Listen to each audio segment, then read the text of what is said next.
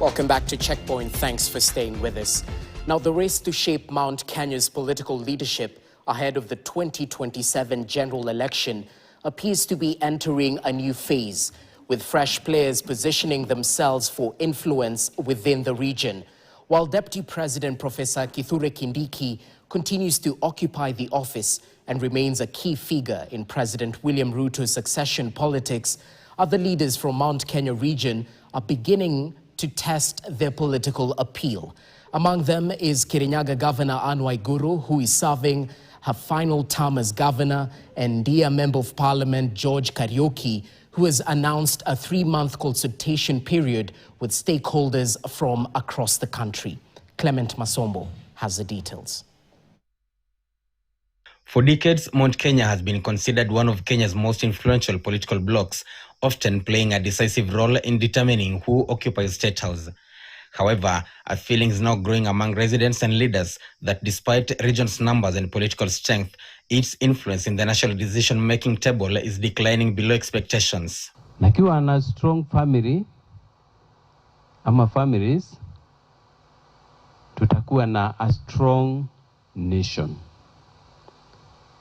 Lazima ianzie pale tukuwe na mama ako na nguvu, ndio familia ikuwe na nguvu, na nchi ikuwe na nguvu. And now, with the 2027 succession debate gaining momentum, a new conversation is emerging about who will carry the Mount Kenya region's influence into the next political dispensation in the newly formed Kenya Kwanza ODM alliance. Kirinyaga Governor Anne Waiguru and dear Member of Parliament George Kariuki are emerging among top contenders for the second highest office. While Kariuki has previously been linked to the race for Kirinyaga governorship, the MP now says his ambitions may extend beyond county leadership. Kitu ya kwanza ndio mama akuwe na nguvu. Lazima nchi iwe na viongozi ambao wanaelewa uongozi. Lazima nchi iwe iko na viongozi wanaelewa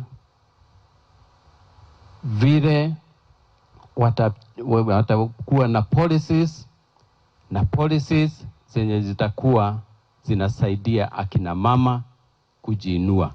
However, analysts say the question ahead of 2027 may not only be about who holds the office, but whether the region believes it has sufficient political influence and bargaining power. By the end of the day, if you don't bring that, the numbers, even at the national table where you're saying you are the deputy president, you are not taken serious. That's why you'll hear, allegations that, some duties have been, laid off. They have been given to someone else who seems to, have presence, have numbers. Kariuki's message appears to be centered on political representation and regional bargaining power.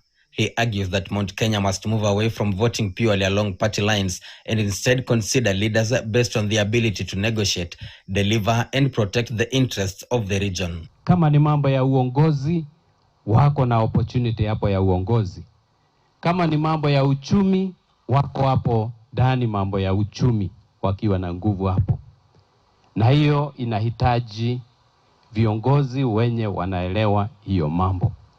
Sio siasa tu, kwa sababu siasa kila mtu anaweza piga siasa. I remember it's not just being a deputy president.